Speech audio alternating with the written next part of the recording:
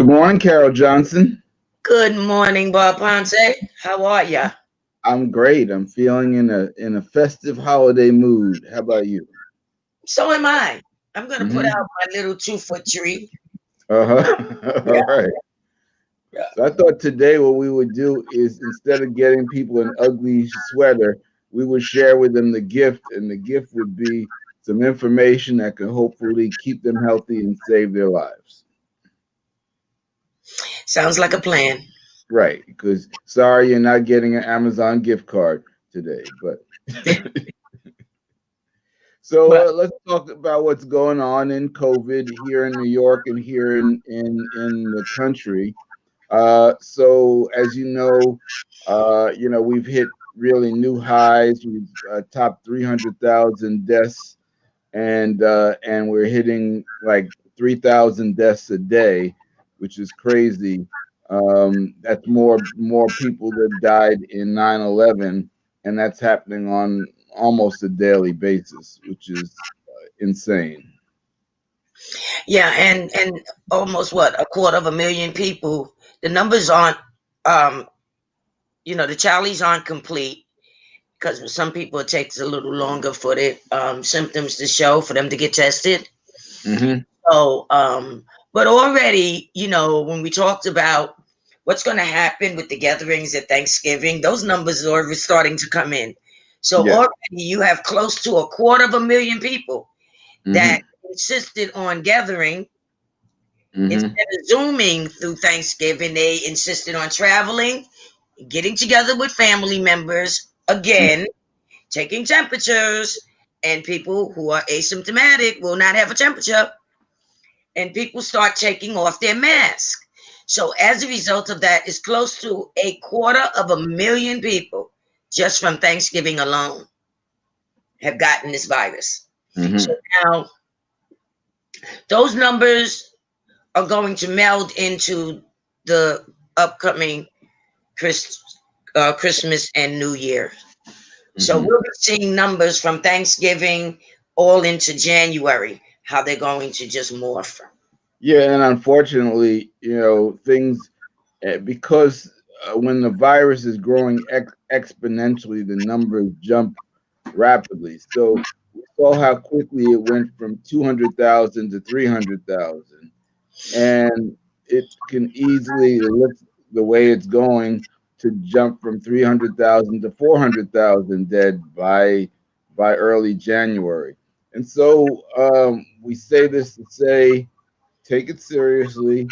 Listen to the information we're giving you because it's a real thing and it's reached every corner of this country at this point in time. We started out where it was just primarily us here in New York. Now it's here in New York and it's going back up, but it's in all of New York State, and New York State is better than the rest of the country. So there's nowhere to go. There's nowhere to hide. The only thing you can do is prepare yourself. So let's talk about some of the stories for the day. So we know that this week they started a distribution of the Pfizer vaccine here in New York, and just to remind people, there are up to 6 vaccines that are in this program that are expected to be rolled out. The first one was Pfizer, and the first person who took it was a black nurse at Long Island Jewish Hospital. And so she was actually the first. What we're told is that she was the first person in the country to get it.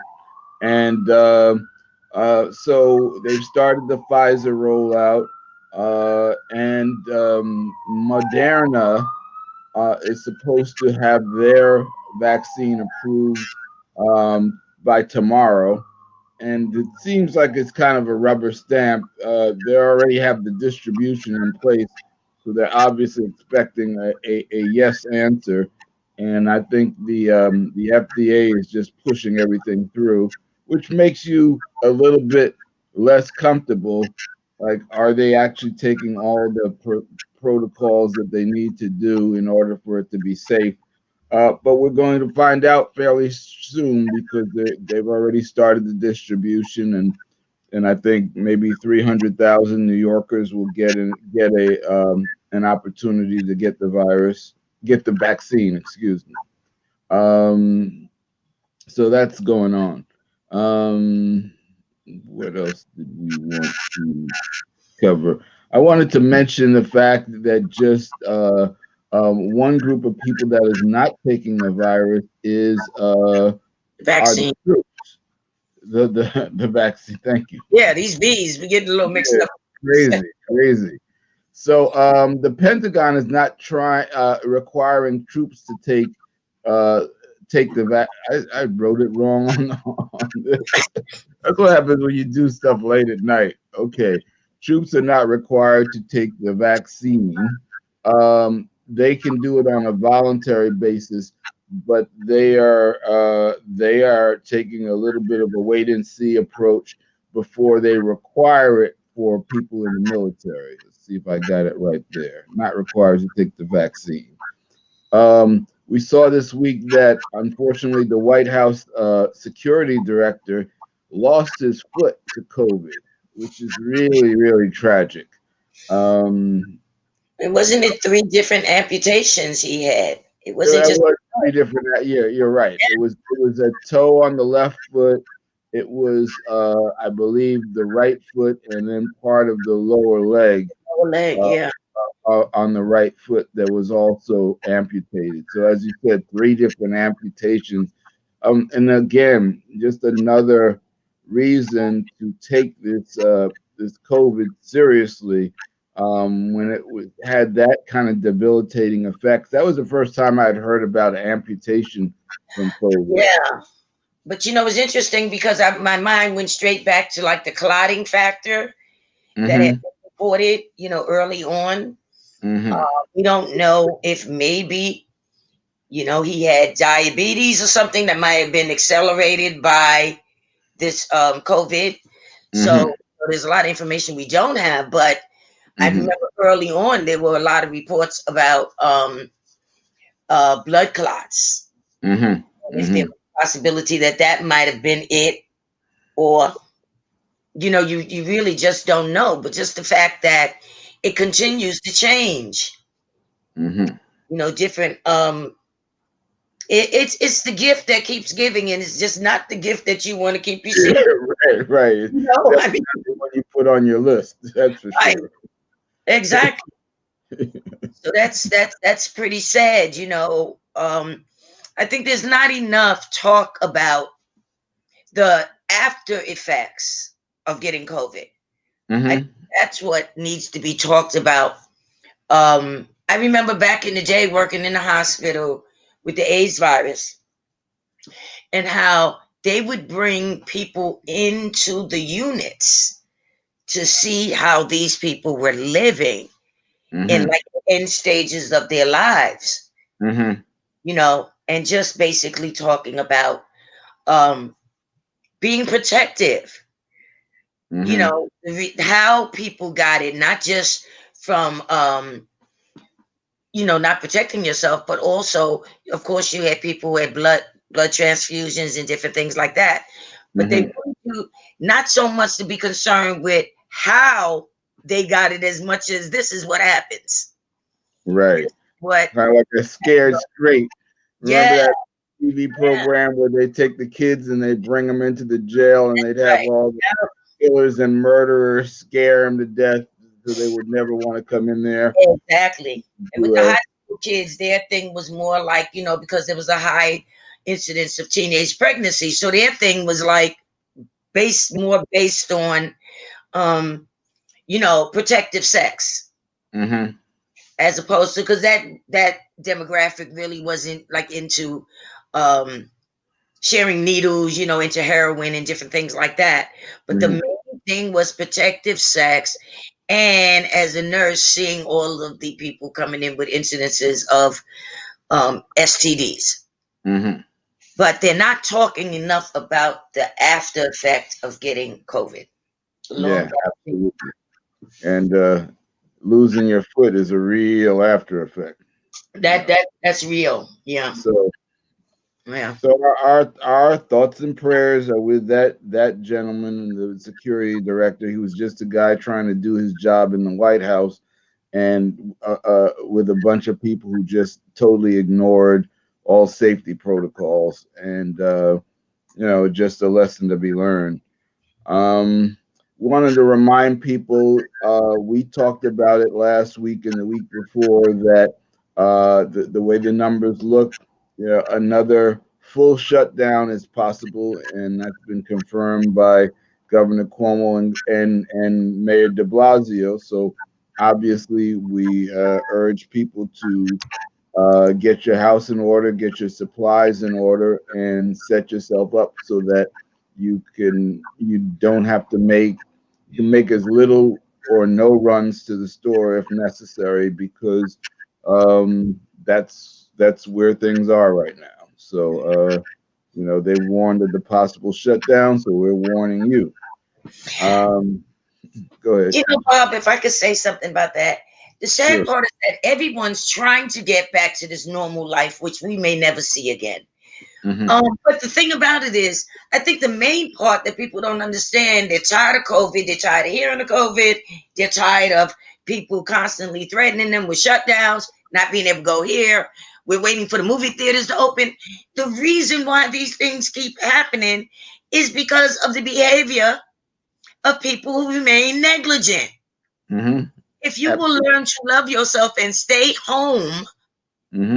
and stop with the reckless behavior and the gatherings, we may, like I said, I doubt if we're ever going to really go back to what we know is normal. But Hmm. if you will just invest in taking the time to sit down, stay down, you won't have to worry about being locked down. Hmm. We are the reason why these things keep happening. The governor's not waking up and saying, you know what, I don't have anything better to do today. I think I'm going to lock the city down. Hmm. It's because of the behaviors of the people who refuse to adhere to the protocols that are necessary. So if you know you're one of those people who are still running around out there, you know you're still gathering, you're still running indoors to different places, because the honesty fact about this is, even in churches, let's be clear, if somebody does not register a temperature and they go into that house, they may already know that they have the virus. They will Hmm. not tell you.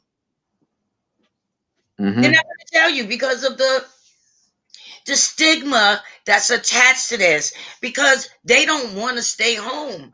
But the Hmm. fact is, that's the reason why you're going to have to end up staying home, Hmm.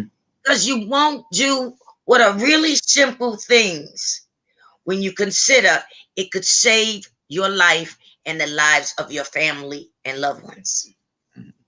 and and please remember that you can't account for the level of stupidity that you might run into with other people. So you have to plan on that. I had a conversation. I was on the phone last night with a cousin of mine who's in Texas, and he's telling me about a story about somebody he knew who went out golfing with some friends. And while they're out there golfing, they find out that one of the people they're golfing with tested positive for COVID and didn't bother to mention it. See? And it's like, why are you out here? Why did you not tell us till we got out here? We're on the eighth Exactly. hole already, and you're just mentioning now that you got COVID, and And then, it's the thing is, that person is not going to really figure that the finger is going to be pointed at them, mm, because if somebody is in their presence and they happen to get infected by this person and they're still going to and fro, 2 weeks later, this person starts to feel the symptoms. You have to backtrack in your own head. Where have I been mm-hmm, over the last 2 weeks or mm-hmm, last 3 weeks? Where did I get this from? It would be so difficult to figure that out. And how mm-hmm, many people, since you are now feeling the symptoms, now I know it has to build, the viral load has to build, but when you became infectious, how many people were you in the presence of? Hmm. So it's like a grand scale of folk that could become infected as a result of that. And that's the other part we got to remember. One person could be responsible for infecting five or more people. Hmm. And then that's exactly what I was saying in terms of people will have it, but the stigma attached, Hmm. they will not tell you. Absolutely. Um, Want to remind people that this information came out that in the UK, which started their vaccine distribution first, that they've had cases where people who had allergies have had a reaction to the vaccine. So we recommend that if you suffer from allergies, which is a small percentage of the population, but if you're in that percentage of the population, you might want to not rush out and get the vaccine just yet till we have some more information on that. Yeah, I also wanted to talk a little bit about a drug called ivermectin. And ivermectin is a drug that is apparently shown itself to be very, very effective against COVID 19. And the question is, why is no one talking about it? So I am not as qualified to talk about ivermectin as Dr. Paul Marek, and so what I want to do is uh, play a little portion of a video that he put together that explains exactly why what the science and data is saying about ivermectin. So let's take a look at that right now. We have now four randomized controlled trials, two observational trials, all showing exactly the same thing. Ivermectin saved lives. What more data do you need? Maybe we need to say that again. Ivermectin saves lives. It is a safe drug. 3.7 billion people have been treated with ivermectin. It has a profound safety profile and saves lives. And if you compare the ivermectin data to the hydroxychloroquine data, the data speaks for itself. Next slide. So again, what this is showing is the studies all line up. The observational studies and the randomized studies line up on the same side of unity, which is really important for the external validity of these studies. It means that the effect is absolutely reproducible across different studies. So this is a real effect.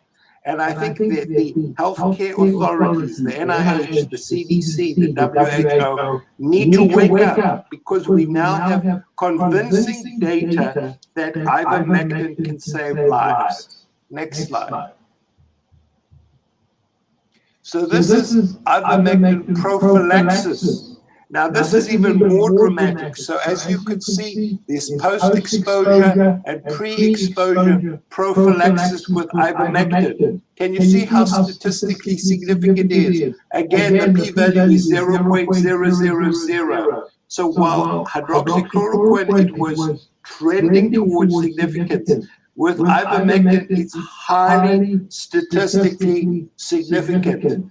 So again, ivermectin is a life-saving intervention to prevent COVID and to treat COVID. I think the data is now irrefutable. So the next is a summary slide for people who kind of don't get it. So this is a slide of failed therapies and successful therapies in different phases of the disease. So we talk about pre-post exposure, the symptomatic phase, and the pulmonary phase. So if we look at hydroxychloroquine in the hospitalized patients, it tends to harm. In the pre-post exposure incubation period, it's unclear. They have small benefit. Remdesivir does not work. Kaletra does not work. Inhaled interferon may work in the early stages. Tocilizumab, which is the interleukin-6 antibody, doesn't work. Convalescent serum does not work, and we have a randomized controlled trial, again today published in the New England Journal, which shows that convalescent serum does not work. Okay, so unfortunately, all these people who kindly donated their serum, it was a futile exercise. Convalescent serum doesn't work, and we could have predicted this based on the pathophysiology and how the antibodies work. It's not a big surprise. Corticosteroids, we know they're life-saving in patients who need oxygen. But what we want to do is prevent people getting to the hospital and requiring oxygen. Very important to stress, because there are some cuckoo heads out there who are giving corticosteroids to people early. Corticosteroids decrease your immune response and allow for increased viral replication. There's no place for corticosteroids early in the disease.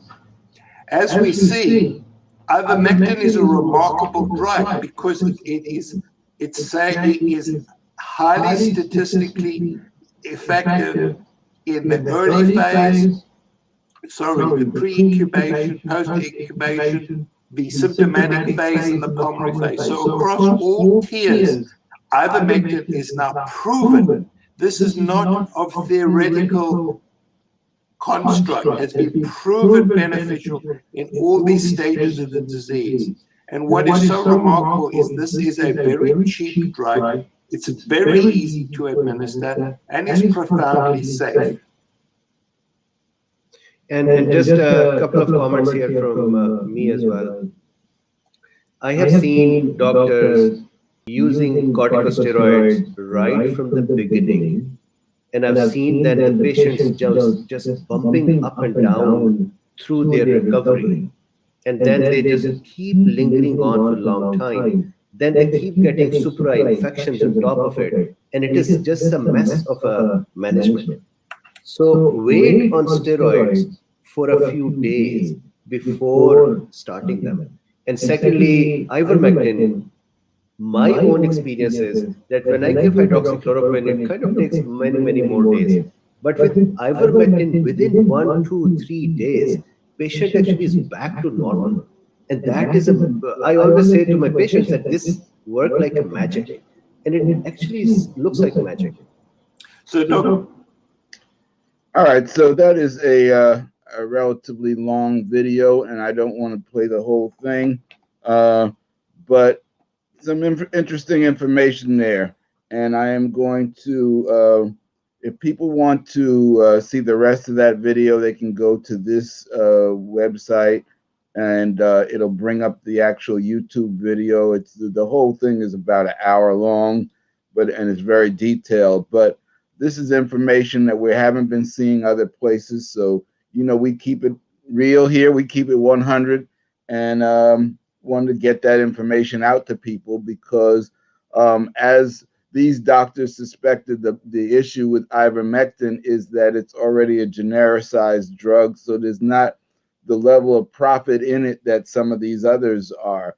So even though the government has been pushing remdesivir, which has some marginal benefits, but it doesn't have any benefits in the early stages, and it doesn't have any in the late stages.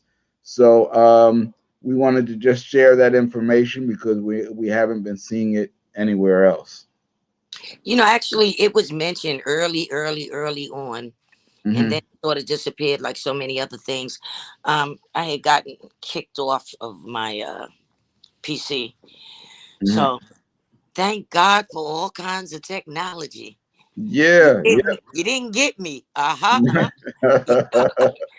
Listen, we're going to get this report out if we got to send it out by carrier pigeon. You know what I'm saying? Smoke signals, whatever it takes.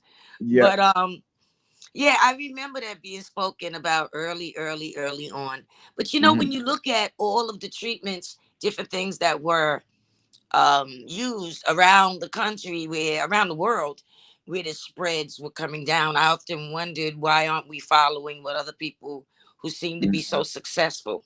Right. Quickly bringing it down. Now, yes, it's still going, but I mean, even if you look at places like China and Italy, where they started saying they began to see the rise again, it wasn't rising the way ours did. Right. And that's because, of course, when you trying to quarantine an entire country, you're going to find that there's somebody that's going to slip through the cracks. Mm-hmm. But when you look at the numbers, and when you look at the fact that even those few people that they see that are testing positive, they are hurrying up. They're doing that testing, tracing. They're putting them on lockdown, and they are bringing that. They're eradicating it quickly. Mm-hmm. Mm-hmm. That's not happening in the U.S. It's not Mm-hmm. even happening in different cities. Mm-hmm. Like Queens General, where the doctor was, he wasn't losing the amount of patients that other people was losing. Out in Right. California, boarding the patients on their stomachs, Mm-hmm. doing therapy on their Mm-hmm. back, stopping it from. I mean, every time I thought about somebody with pneumonia laying on their back, I would start to cringe. Mm-hmm. Just from my experience, just from my expertise. But you know, China is like, okay, you test positive, tell call your relatives and tell them you won't see them for a month. Right. Because we're going to put you on lockdown. We're not going to leave it up to you to lock yourself down. We're Right. putting you on lockdown. We're not going back there again. Mm-hmm. Mm-hmm. And yet now here we go again. It's worse. And like you said last week, there's no cavalry coming. So, Mm-hmm. I just saw the list today of the hospitals that's reaching near capacity. That was a report that we didn't hear during the first wave Right. about Right. hospitals reaching near capacity. Now you're Right. hearing it in the second wave. And if we're at that point, that means we may need some more help from other places. There's nobody to Right. come. Right. There's nobody to bring in, Mm-hmm. Mm-hmm. you know?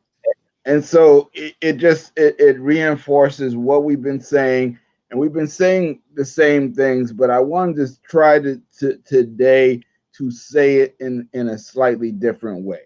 So, in the teaser that I put on for this particular episode of our reporting, I promised I would talk about what is the one thing that you must do to protect yourself from COVID, whether you take the vaccine or not. And so I want to talk about that now. And that is what we've been saying. Whether you take the vaccine or not, you must tune your immune system. So let's get into. I want to talk about the why behind that, why I say it. So because there's been all of this talk in the media, and it makes it sound like, all right, well, the cavalry. I've seen that word mentioned. I've heard Fauci mention it. The cavalry is coming. The vaccines are coming, and that's what's going to end this nightmare.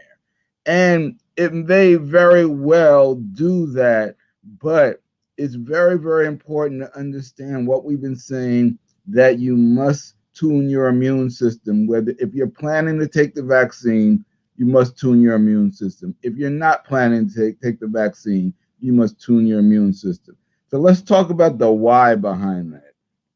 The first why is people need to understand the vaccine doesn't kill the virus. Your immune system kills the virus.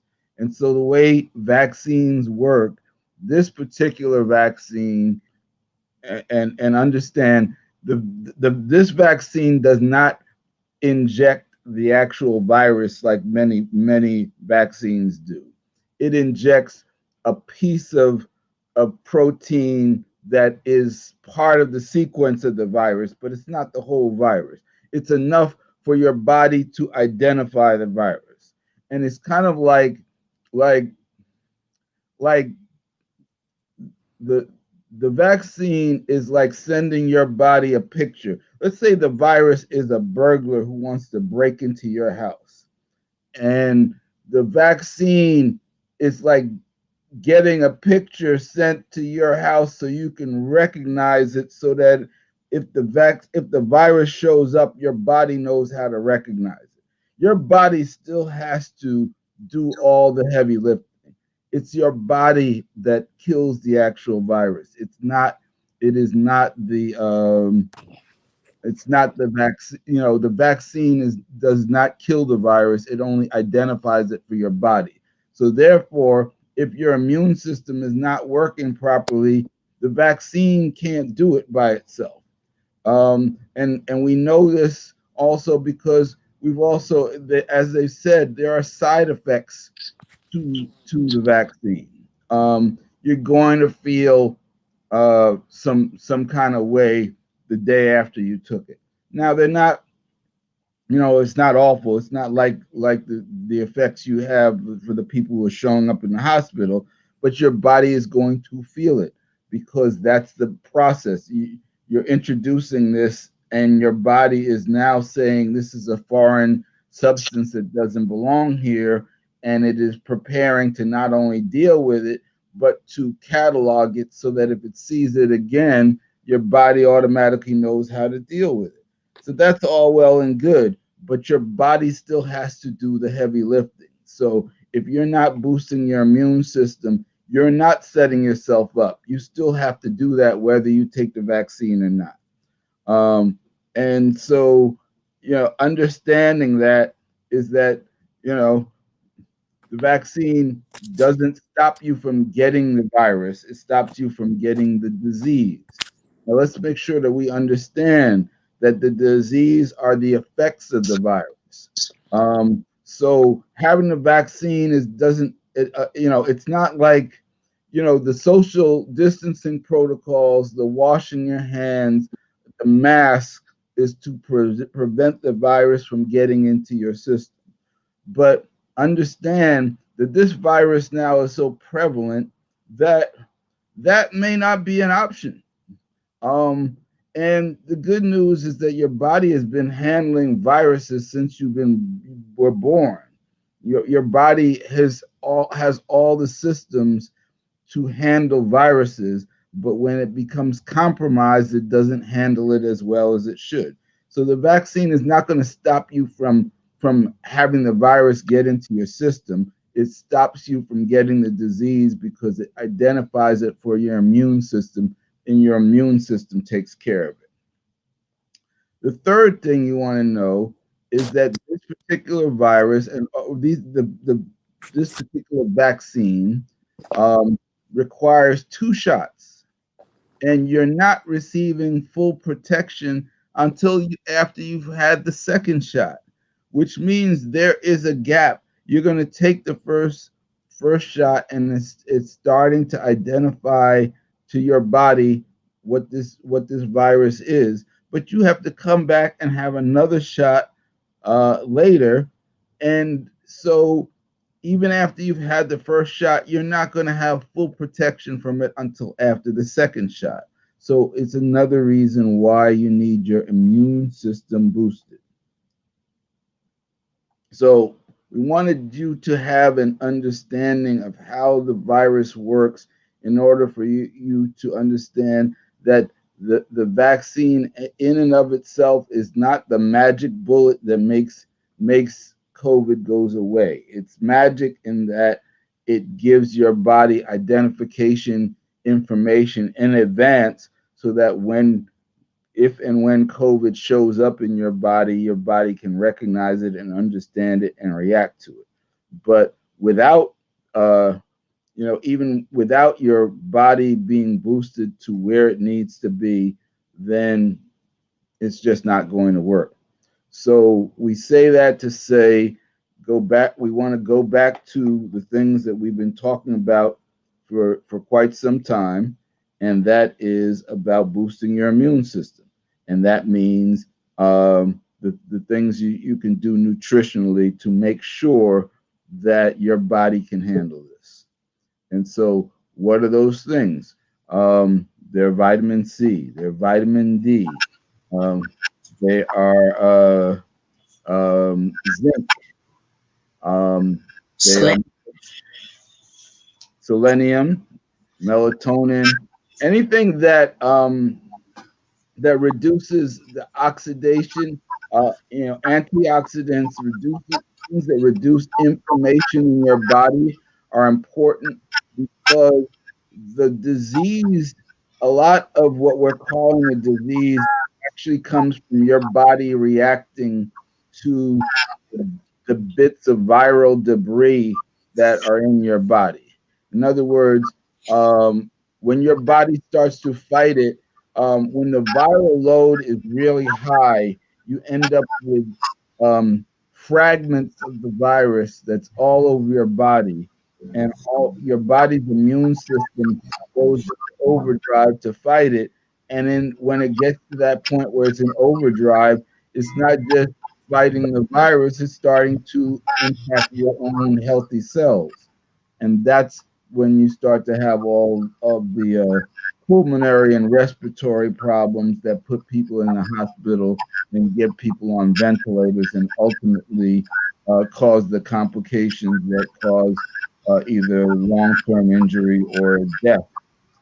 So you've got to have your immune system working to handle inflammation, and to there's so many different avenues that the body can work to help stop this, but you need to have the right nutrients in place. It's a very delicate balance, and we here in the US have had poor diets and poor nutrition and literally no training or understanding of how our body works. And so the reliance on just, I'm going to get the right drug, I'm going to get the right vaccine, that's not going to be enough. And as we looked at, we understood this in the spring, and it's going to be the same for this winter. That if you are if you or somebody you know tests positive and you're on a shutdown and you're in a small enclosed space with you and your family members, you're going to need to make sure you're doing everything possible to not get to the point where you might need to go to the hospital, because we are now at that point where there may not be a bed for you, or there may not be enough workers to handle you, because the challenge in the hospitals now is not just beds, it's staff. They are literally pulling retired doctors and nurses out of service, and they're waiving their fees, and they're trying to get them back into the system because they run out of enough people to be able to handle the strain and the overload. This is where we are. And not only pulling people out of retirement, they're pulling people out who have been professors, teachers of Hmm. nursing and medicine that haven't been, in the actual rooms, the sick rooms on the wards in years. Hmm. You know, I mean, so it's not that you forget, but I mean, when you don't use regular things on a regular basis, you will get rusty. But they're necessary just to have, even if they're coaching people, because they don't even have enough pulmonologists, specialists, uh, Hmm. even operate the respirators. Do you think about back before when we didn't have any respirators and you had thousands of pulmonologists? Now you have thousands of respirators and no pulmonologists.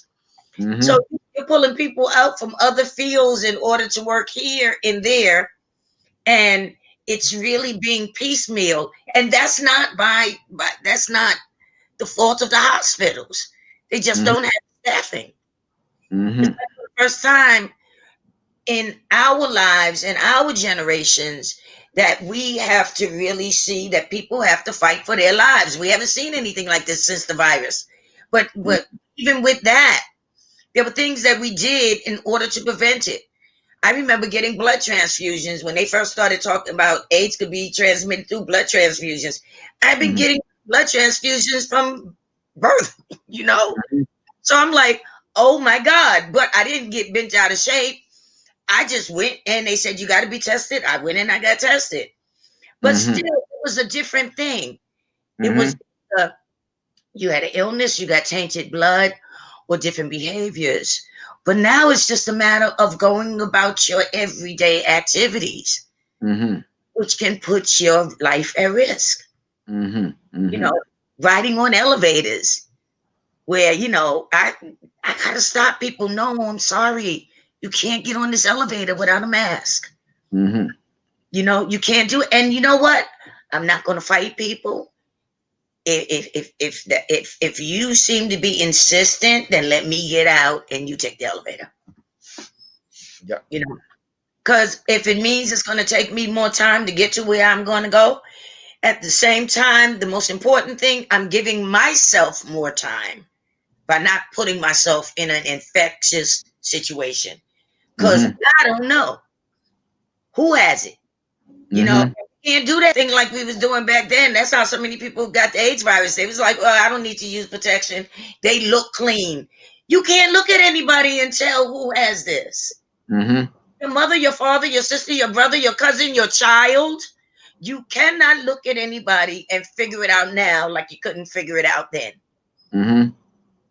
So we're really in the fight of our lives, and we can't fight it alone. We got to fight it for each other. That is it. That is it. So I want to end up with something that's some good news, because we don't want to, again, we keep saying we're not here to scare you, we're here to prepare you. We can all get through this, but we have to use a higher level of common sense. And we're also benefiting by the fact that all of the best research minds on the planet are looking into this to find every weapon we have in this fight. So one of them, here's a story I wanted to share that I just came across, which is that they found some chemical compounds in different foods that can inhibit the virus. And so I want to just share some information on that.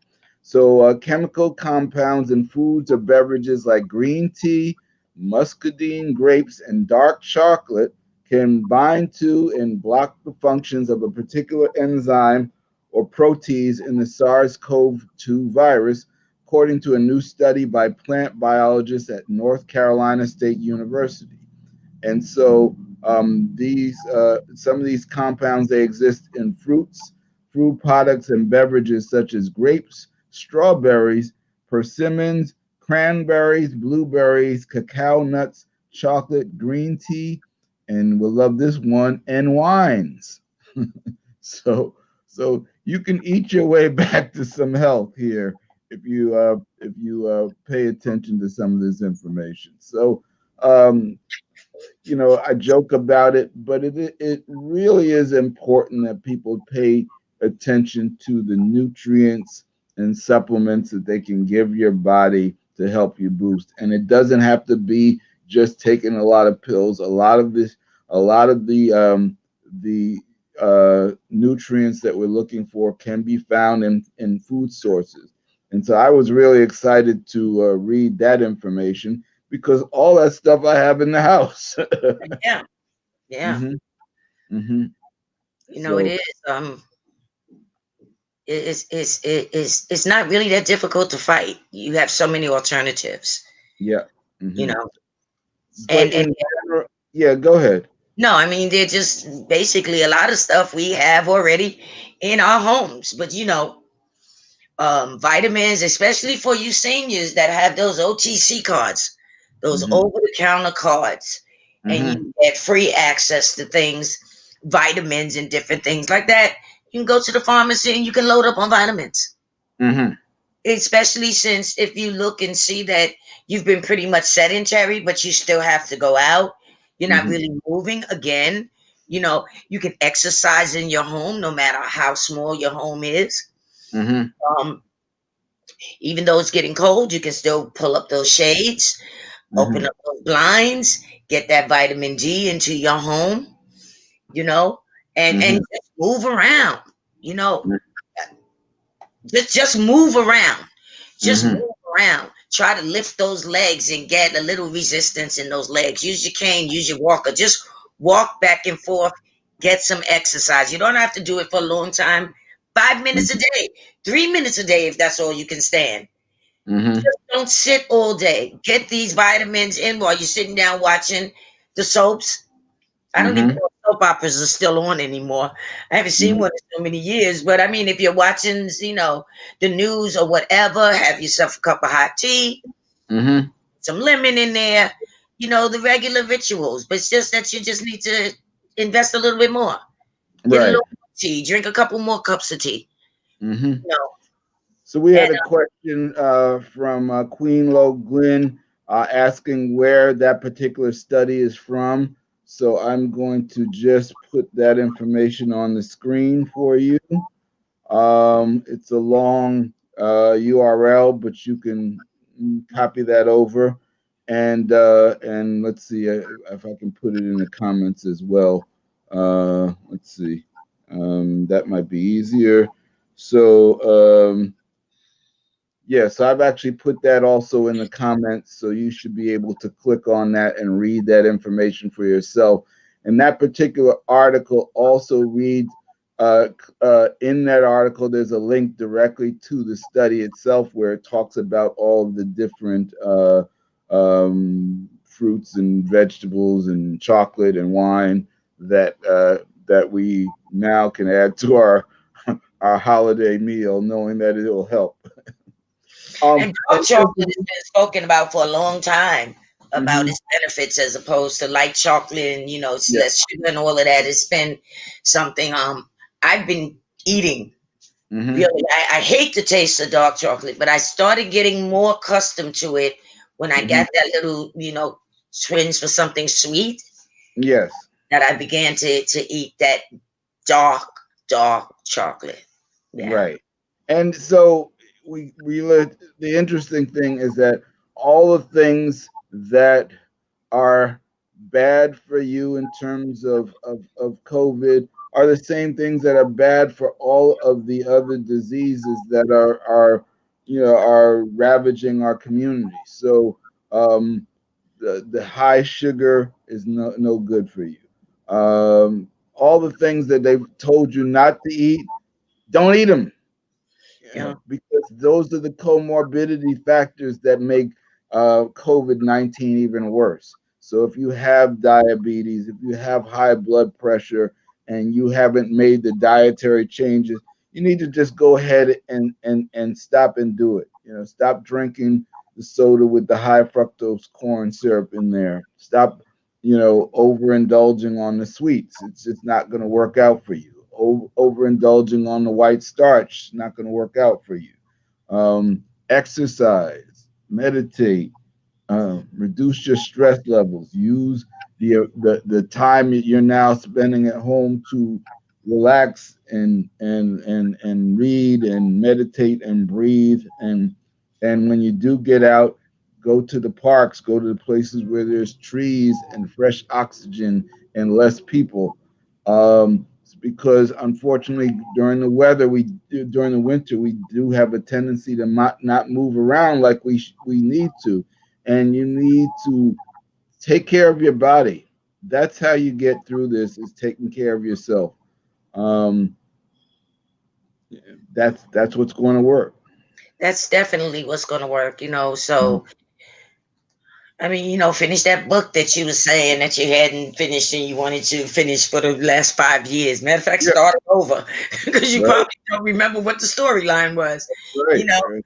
whatever it is that you do, you knit, you crochet, whatever, you paint, make up some stuff. Get some friends together, get some people on the phone together.